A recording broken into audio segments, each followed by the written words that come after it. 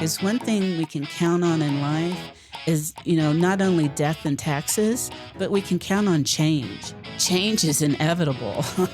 And it's like the weather. If you don't like it, wait a little bit, it'll change. Well, so can our circumstances. So we might have to make a decision we don't really like, but something better will come along. But at least we're moving forward. What's up, my friend, and welcome to Grit, Grace, and Inspiration. I am your host, Kevin Lowe. 20 years ago, I awoke from a life-saving surgery only to find that I was left completely blind. And since that day, I've learned a lot about life, a lot about living, and a lot about myself. And here on this podcast, I want to share those insights with you. Because, friend, if you are still searching for your purpose, still trying to understand why, or still left searching for that next right path to take, well, consider this to be your stepping stone to get you from where you are to where you want to be. What's up, my friend, and welcome to episode number 235. Have you ever found yourself lying awake at night? It's 3 a.m. and you're thinking to yourself, man, there has got to be something more to life than this. Well, maybe there is. Maybe for you, that means that you need to figure out what the heck your life's purpose is. What is the point to it all? What are you meant to be doing? And then figure out a way to make a business around it. I invite you to sign up to do just that. It's the Unleash Your Purpose-Driven Business. It's a free audio training that I have made specifically for you. Head on over to gritgraceinspiration.com/business. That is gritgraceinspiration.com/business to sign up today. So ladies and gentlemen, how are we today? Hopefully you are feeling good, looking good, and all fired up for another amazing interview here on Grit, Grace, and Inspiration. Today, I am in the studio with Laura Broome, a woman who is going to be a reminder to us all that it is never too late to reinvent yourself. Sometimes we have to start over, even when we're not ready for it. Because sometimes life throws us curveballs that we don't see coming. But it's up to us to pivot. It's up to us to figure out how to make the most out of it and to not give up on life. And I feel like that is such an important message that I hope comes across through this podcast, is the message to never give up on life, even when it may feel like life is giving up on you. Our guest today, Laura Broome, you could say that she had many opportunities to say that life was giving up on her. We're talking about breast cancer. We're talking about the loss of a son. We're talking about divorce, all within a very short period of time. And as I said, you could say that her world was falling apart. But yet Laura figured out how to put it together, how to make something beautiful. And that is what makes her story so remarkable. My hope is that today's episode is the thing you need to hear if you are at a point in your life when you feel like it's all falling apart and you don't know what to do. I hope that you listen. I hope that you hear what Laura is able to do in her life to inspire you to do the same in your life.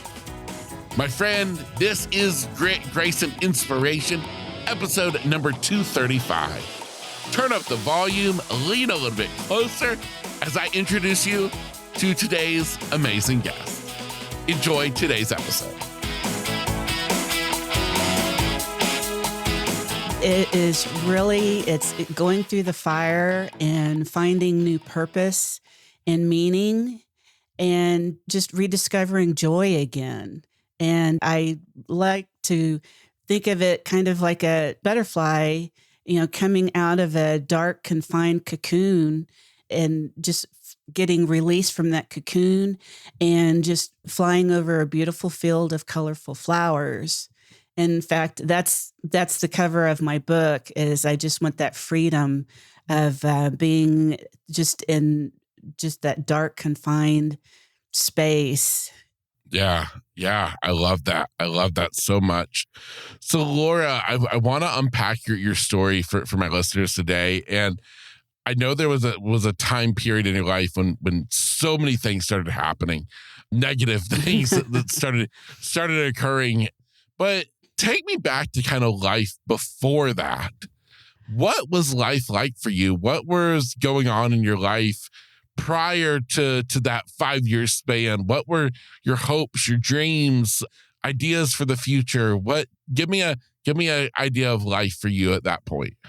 Prior to my 5 year period of a bunch of stuff going on, I was busy running my husband's business, and we were a couple of years into the business, and we had two locations, and I was also homeschooling our two sons.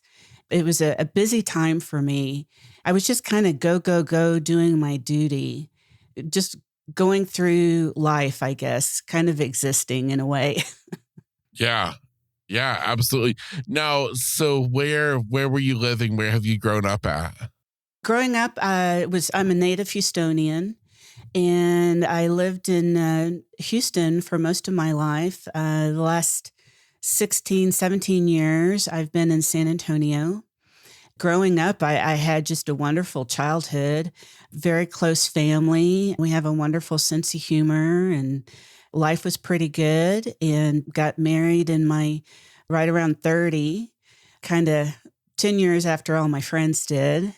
Started our family at age 35. And so I was really independent when I got married, and that probably helped when I started going through some challenges along the way during the marriage. And there was a TV show called Happy Days. And I used to just say I had a happy days kind of life. Everything was good and happy, and really not any challenges along the way. Yeah, yeah, yeah, yeah. I love that. I love that. Now you talked about the business that you guys had, you and your husband. What kind of business was that? A business that he wanted to get into, he was in the Army National Guard. So at the time, he decided he wanted to go into drug and alcohol testing for employers and family law attorneys. And so we started that business. I learned that from scratch. I did not have any background in that area, but my background is in accounting and running an office. So I came at it from that perspective and learned the business from scratch. And we had two locations, and I ran the office and trained our employees. And it was a busy time. Yeah, yeah, yeah, yeah. I love it. And basically, as you kind of alluded to, is this life was going really good. Yes, it was. It was busy, but it was good. Yeah. So what was the moment when things started to change? Yeah, it's just, it's always when you least expect it when things happen. About 3 years into the business, I was diagnosed with breast cancer. So that was not good timing. And I remember sitting in my oncologist office, and she's explaining the type of breast cancer I had. And it was just, I was hearing, but I wasn't listening until she got to the point where she said, "Laura, your breast cancer is curable." And I just perked up real quick and I said, "It is." And I was like, "Great, just tell me what I need to do and I'll do it. I'll be your best patient." So the best thing that came out of that was being able to receive half chemo treatments instead of the full chemo treatments over 3 months. I was able to get half treatments over 6 months. And that allowed me to keep working in the business and start training my employees to take over some of my duties.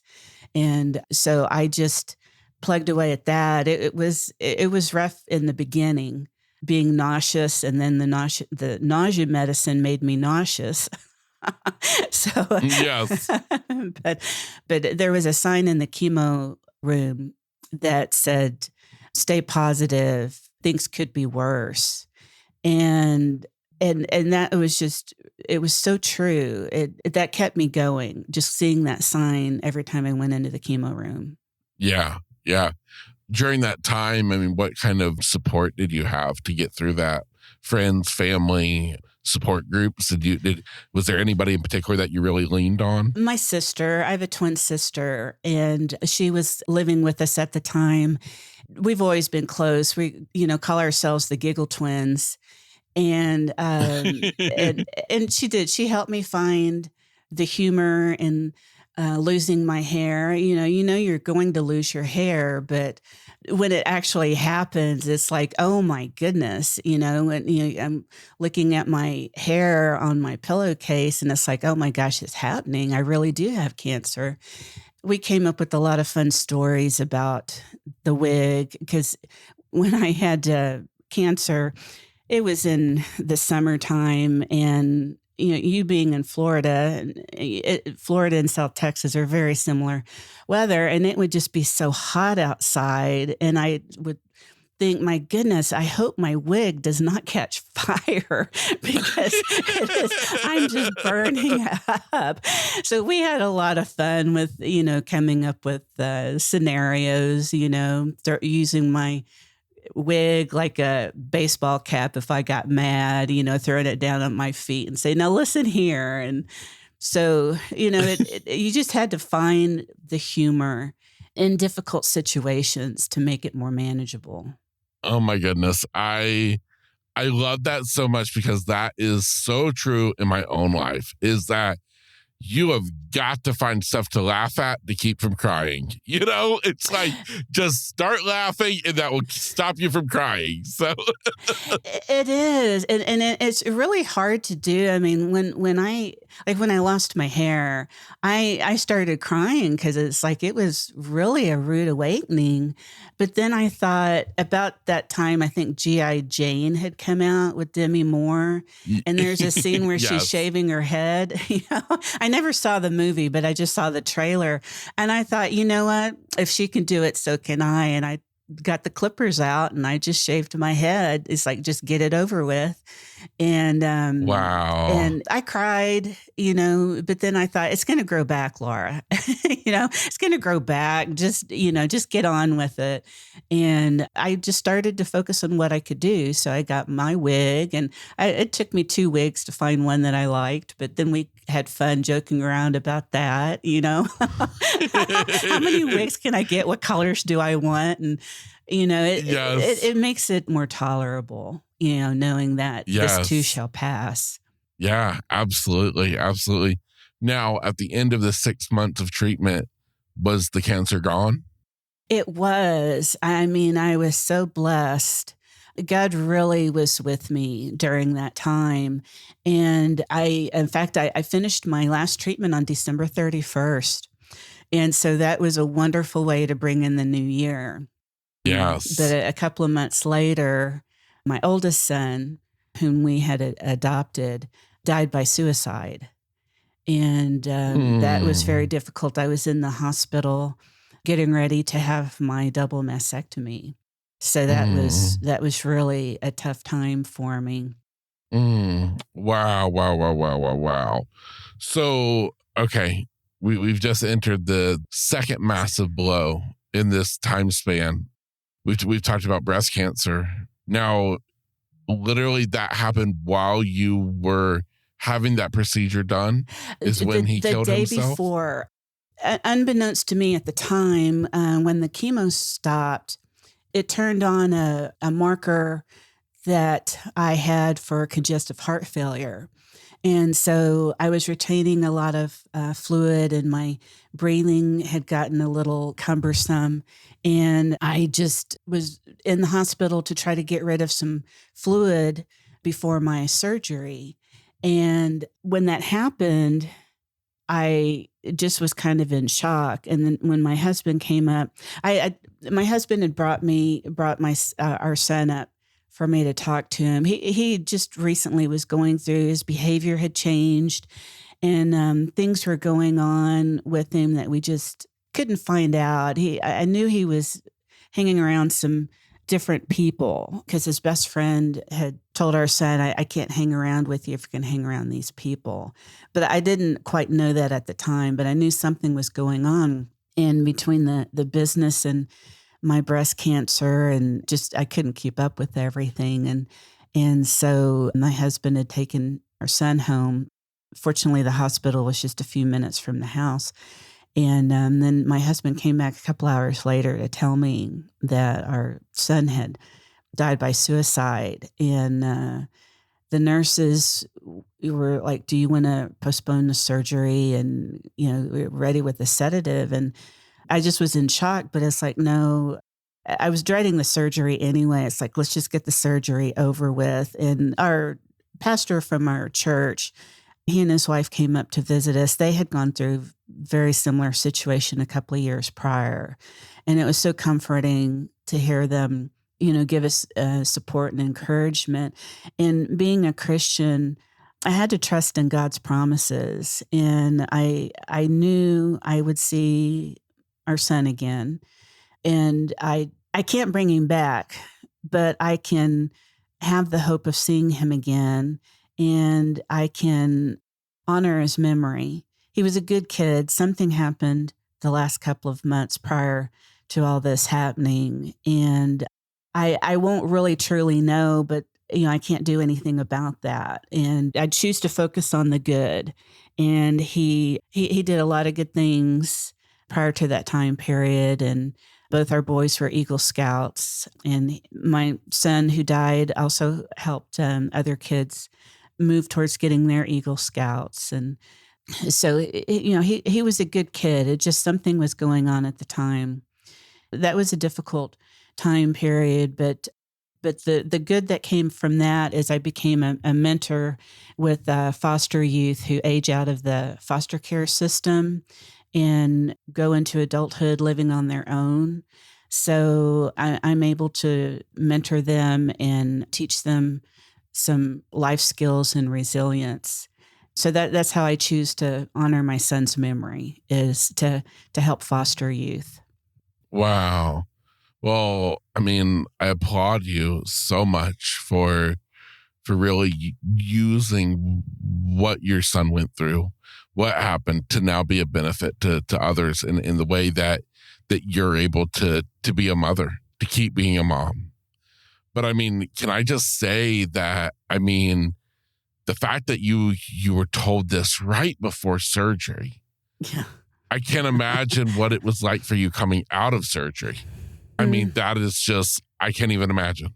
Well, it's just the process with the double mastectomy was involved too. And I've just come to realize when you're facing some just difficult decisions and difficult situations, it's just best to keep moving forward. Adversity makes you bitter or better. And I just started coming to the conclusion, God's going to get me through this. So I need to try to make the best out of a bad situation. And God has been there. He was with me through the breast cancer. He was with me through that difficult period. And you really have to hunt the good stuff. That's part of my mantra that I came up with going through this 5-year period of major life events is, I would just tell myself, hunt the good stuff, find the humor, stay positive, and focus on your blessings. I honestly say I had just wonderful doctors. The nursing team and the medical team took care of me. Other than the big stuff, I really can't complain. It's like, I'm not a sickly person. I just go big or go home. But I have a lot of inspiring stories of other people who have gone through hardship that I would focus on. And I would tell myself, if they can go through that, I can get through this. And, I can't imagine going through anything without my faith, for sure, and the good Lord has really blessed me through all this hardship. Yeah, I love it so much. Well, while we're on this train ride of these 5 years, you mentioned that they had found out that you had congestive heart failure. Yes. Talk to me about what that led to. Yeah. So after my breast cancer journey, I was struggling with trying to breathe, and my heart. I thought it was the chemo had, because you hear all these horror stories what chemo can do to your body, and I just figured the chemo had given me congestive heart failure. But my sister also had it, and so fortunately, I was able to get into her cardiologist, to see him, and so he came to the conclusion that we needed to go see a heart specialist because he thought it might be the fact that we're twins and we both had congestive heart failure. He thought it might be genetic, which it was. And so it took a while to get the diagnosis. But in January of 2020, I was told by the heart clinic that I was going to need a heart transplant. And that kind of caught me off guard. And it's like, wow, I really go big or go home. And so I thought at this point, it's like anything would be better than what I was going through, because I honestly, I didn't realize at the time my heart was giving out, and it was getting so hard to breathe. And the fluid would build up around my heart, which was causing the breathing problems. So I was at the point where it's like, it was a bittersweet to hear. And it's like, I'm not looking for, I don't know anybody who's ever had a heart transplant, but I know I can't continue trying to, it was even so difficult to try to take a deep breath. I mean, things that we take, like to yawn, you do that and you don't even think about it. But for me, I would have to concentrate on just relaxing all of my muscles, closing my eyes, and just concentrate on taking a deep breath. And if I didn't get it the first try, I would have to just tell myself, don't panic, just try again. And it's really difficult being a shallow breather and trying to take a deep breath. So in January I had a heart transplant. In January I was diagnosed with the heart transplant, and they moved me up the list pretty quickly. And so April, I went into the hospital at the end of April, and a week later I received my new heart. And this was when COVID had shut everything down. So, I was prepared not to find a heart that quickly, but it was the doctor ran into my room and he said, I think we found a heart. I'm off to the airport to go make sure everything is good. And if so, then you're going to get a new heart tonight. And I was just shocked, but I was so happy because there was another patient waiting to receive a heart that was already in the hospital. And after about 4 weeks, they sent him home. And this was like his second attempt at trying to find a good match. So again, the Lord just blessed me with a wonderful medical team and a strong new heart. And I was in the hospital for just 2 weeks after the surgery. And everybody was just amazed at my progress. And I didn't even have to take any pain meds.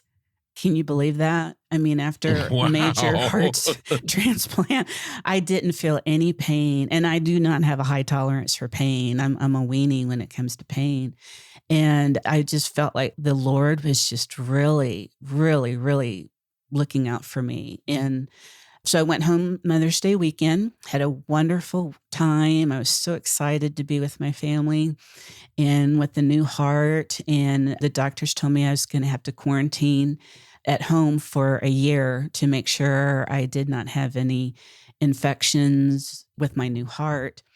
And a month later, I found out that I was going through a divorce. My husband had been in another relationship for over a year. And so we had been married 27 years.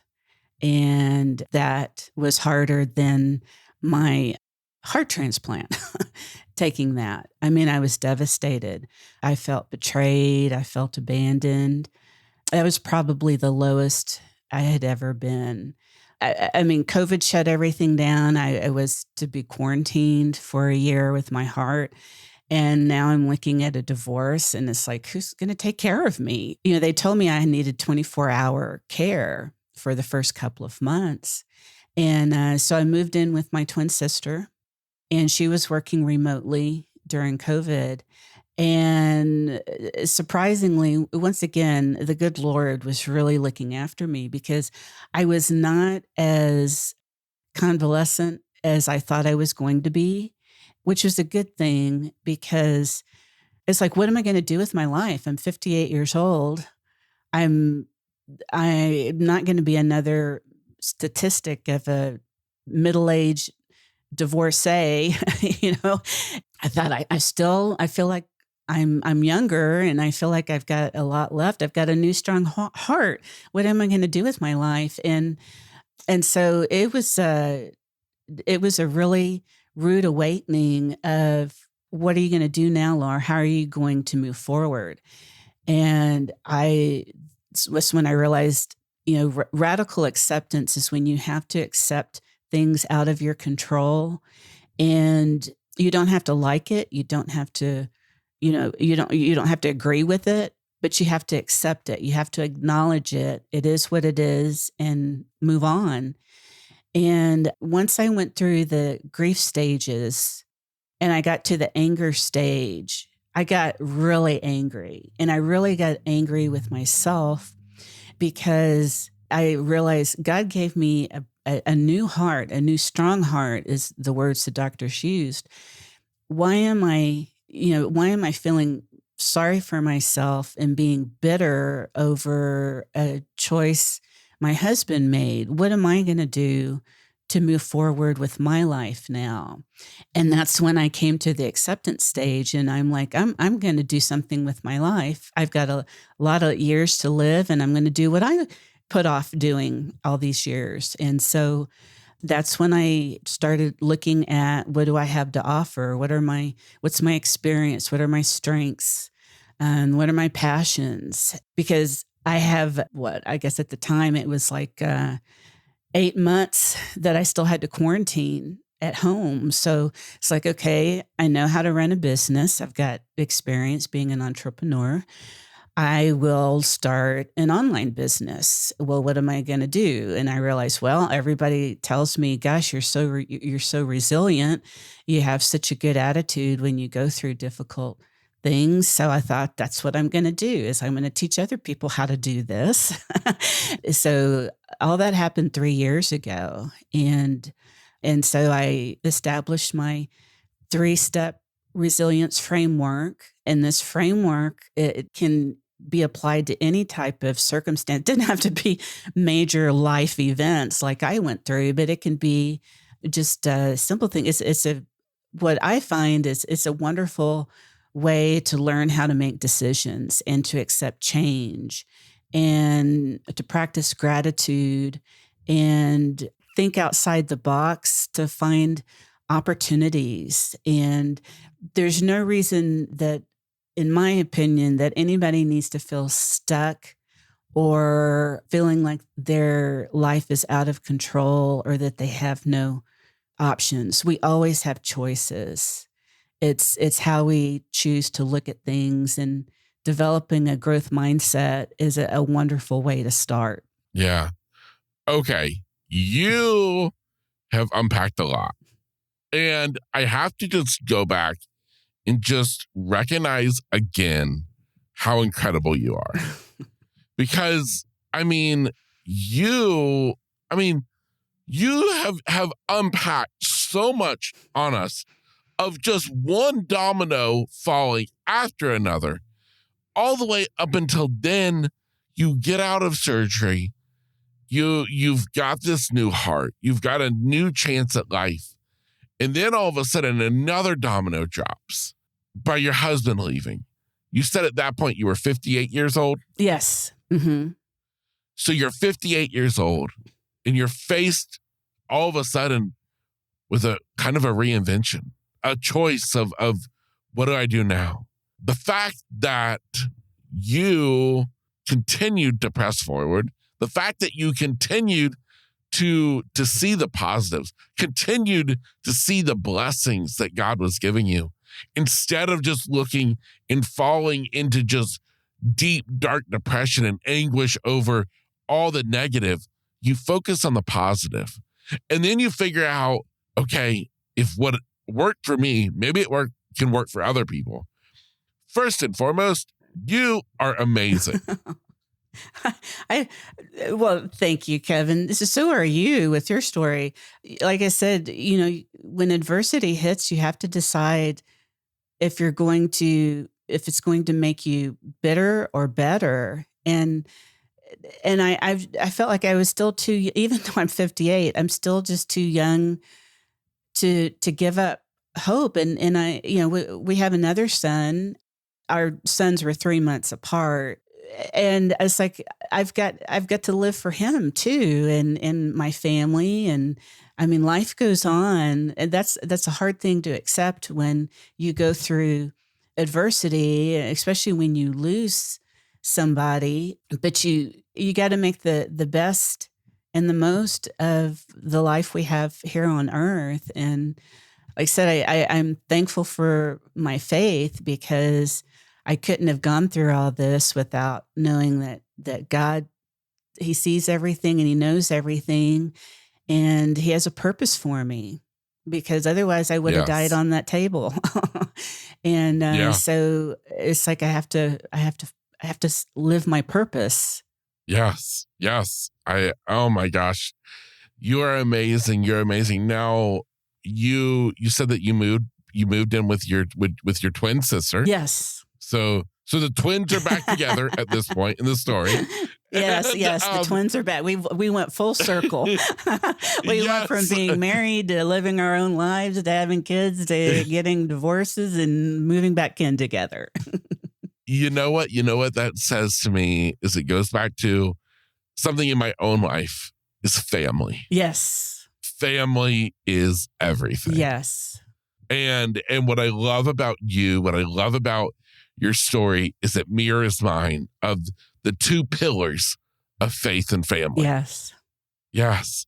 So you were walking us through everything you're going through. You've started this kind of coaching. You've started a coaching business. At some point, you decide to write a book. I don't even understand. Like, this woman is like, you know what? Let's just keep charging forward. So talk to me more about the book, your framework for just everything you do. I'm still just kind of blown away. I kind of glossed over a lot that you said earlier because I was still stuck on the part of like, whoa. Can we like just back up and like, what about the dude who left her after heart surgery? Like, can somebody just put a pause and like represent like, what the heck just happened? You know, it's a lot of shock and awe, right? I mean, I laugh because it's like, tell me your story. And it's like, well, you want the brief version or the, it's a lot to unpack, but yeah, the reason why I wasn't planning on writing a book, honestly, but there was so much that I wanted. When I was going through my stuff 3 years ago, it was really tough because COVID had shut so many resources down. And so I had to find a way to keep moving forward.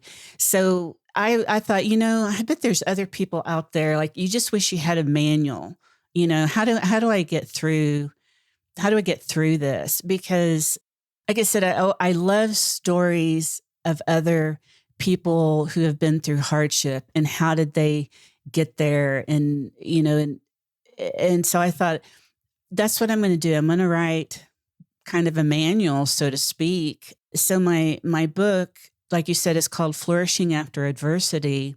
And it's a 3-step manual, a 3-step action plan, actually, on how to transform pain into purpose so you can rediscover joy. And it's exactly kind of what I went through. And so the first step is conquering the fear of change.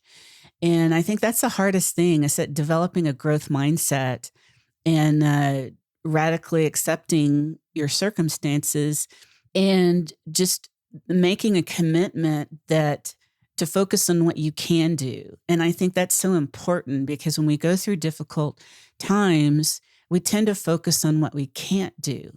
We look at the roadblocks and we start to feel helpless and hopeless. And if you can accept the things that are out of your control and focus on what's in your control to move forward, it starts to give you a little more empowerment. And one of the phrases I love to say, and I said this during my recovering from the divorce, is I can't do that, but I can do this. And I'd look for something to do. And maybe it was a phone call, or it was research, or just sometimes it was just I made myself get out of bed every morning and make my bed. And so I wouldn't stay in bed all day. And you start focusing on baby steps of what you can do to keep moving forward. And then the second step of my framework is discovering your superpowers to overcome challenges. And this is such a powerful tool because you kind of take stock of what are your personal assets, what are your skills, your talents, your character strengths, and then like available resources. Who are people that support you, or who are people that can maybe know somebody, or you can network or ask questions about. Maybe they're doing something you'd like to get into, and just use your support network. Use the internet for research. My son laughs at me now because I used to ask him questions, starting a business and learn. And I know some technology, but, some of this computer stuff, I'll ask him. He's my IT guy. And now I find stuff on YouTube, and he laughs at me because, wow, Mom, you know how to set up a QR code? I'm like, yeah, I'm kind of hip. I'm learning. I said, thank goodness for YouTube. But, it's utilizing your resources that are available to you, even resources in the community, and your superpowers can really help you to move forward in situations. And it was very helpful for me. And so when you take stock of what all is available to you, you start kind of realizing, I can do this. I'm going to get through this. And then the third step is uncovering opportunities. So when you can think outside the box and use your superpowers and your resources in different ways, in new ways, and just look at all the possibilities, you realize you have a lot of choices. You might not like some of them. In my case, I was very limited options, and I didn't really like a lot of them, but I had to choose something to keep moving forward. Because one thing we can count on in life is, not only death and taxes, but we can count on change. Change is inevitable. And it's like the weather. If you don't like it, wait a little bit, it'll change. Well, so can our circumstances. So we might have to make a decision we don't really like, but something better will come along. But at least we're moving forward. And that's scary, because getting out of our comfort zone, that's why it's called a comfort zone. It's comfortable. But stepping out of your comfort zone, just managing a little bit of risk, can really open up doors and opportunities. And it's just like an endless world of possibilities. Yeah. Oh my goodness. I love this so much. Where is your book available at? It's going to be available in November. And the best place to keep up with what is going to be going on around my book, because I've got some special packages and special opportunities to get the book for free, is to go to my website. And it's icopetohope.com. And it's ICOPE, the number 2, HOPE.com. Okay. I will be sure that website is inside of today's show notes for easy access for anybody interested. I think your book, it's an incredible, as you said, not just a book, but a resource. Yes. And that is just incredible. I did not want to write a memoir because there's so many memoirs out there, and I'm kind of like, that's kind of boring, even though I've got a shock and awe story. But I wanted, so my book is designed, I designed the chapters to where I talk about some of my hardships, the ones we've talked about here, and some other ones, surprisingly, not as shock and awe, but some other situations that I've been through, and just a little bit about that situation. And then I talk about the concepts that I put into place that I didn't know at the time, but resilience concepts. And then I finish with the rest of my story. And then at the end of each chapter is a list is like an exercise. It's just some self-reflecting questions so that the reader can implement the concepts in that chapter in their life right away. Or, if you're not going through anything, then it's kind of like a reference manual. And it's something that I'm so passionate about. It's like, I really want parents, grandparents to learn the framework and teach their children and, the next generation, so we can just keep it going. There's always hope, and you always have choices. And I just don't want anybody to feel that they're helpless or hopeless. Yeah, I love it so much. My last question for you today is for the person listening, the woman listening, who is maybe you in that 5-year period. And right now she's struggling. And right now with what she's facing, she can't help but not have hope. What do you say to her? I would say, as long as you're breathing and living on this earth, you have a purpose, and you're put on this earth to help others and to be a light to others. And whatever circumstances you're going through, you can find a way to transform that pain into purpose. And because somebody needs to hear your story. And just like I've heard people's stories that inspired me and kept me going through tough times. If you're listening to this, there is hope and there is purpose, and you can get through the fire, and you can learn to find the joy again. And practicing gratitude is just a wonderful way to get the joy back in your life, because things could be worse. Yeah, I love that. And I feel as though gratitude, it summarizes everything you're about. Because as we've listened to you today, Laura, I mean, you have been through so much, and yet every time you come back to gratitude. Yes, it is. I mean, to me, gratitude puts everything in perspective, with your story, I mean, you just exude happiness, joy, and gratitude, and faith and family is important to you as well. And your family doesn't have to be blood. It could be whoever you feel close to and who you connect with. And we're made for connection. Yeah, absolutely. Absolutely. Laura, thank you so much for being here. It is just an absolute joy to me to have you on my podcast to share your story with my audience. And I want to just thank you so much for being so open and honest and real and sharing the good times and the bad and the mindset. Just thank you so much. Well, thank you for allowing me to share my story of hope. And I just want your audience to know, if I can get through this, they can too. I'm just an ordinary person who's been through extraordinary things, but just don't ever give up hope. Just keep pushing through. Yeah, so powerful, so powerful. Thank you. And for you listening today, again, I just echo exactly what Laura just said, is to use her story as literally the fuel you need to inspire you to overcome your own obstacles. Because we're all going through stuff in this life. That is for certain.